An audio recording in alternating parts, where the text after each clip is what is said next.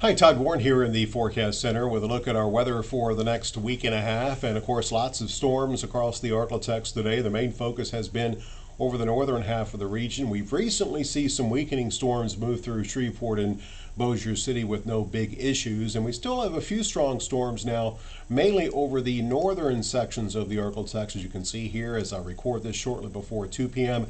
And more storms developing over towards Dallas. These could eventually track near I-20 and maybe a little bit south as we go through the latter stages of the afternoon. Let's switch over to the HRRR model. Again, this updates every hour. This is the latest in model information. It is not seeing the storms as of right now over north central Texas, and it does keep the main focus for the thunderstorms for the most part heading into the evening, mainly over the northern sections of the area.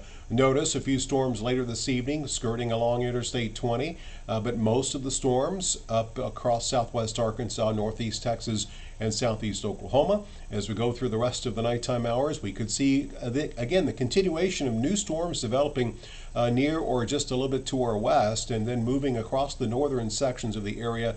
And then heading into the morning hours, we will see, again, the possibility of even more storms developing closer to Interstate 20. As far as the outlook for tomorrow, we will see the main risk for severe weather begin to shift towards the east.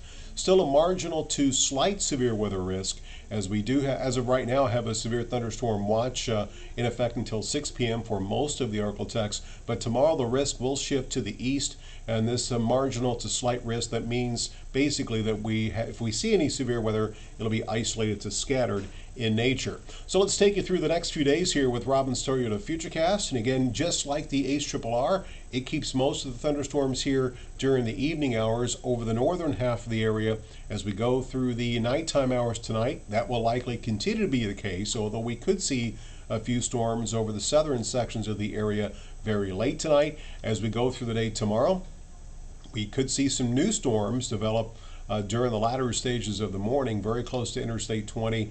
That'll move out of the region, and then we take a bit of a break for the most part with, again, a possibility for a few scattered thunderstorms over the east and northeastern sections of the area Wednesday night. And then Thursday, we will begin a streak of dry weather and eventually very hot weather, as you'll see in the 10-day forecast here in a second. As you can see, the lack of clouds, which will allow temperatures Thursday to soar into the middle 90s.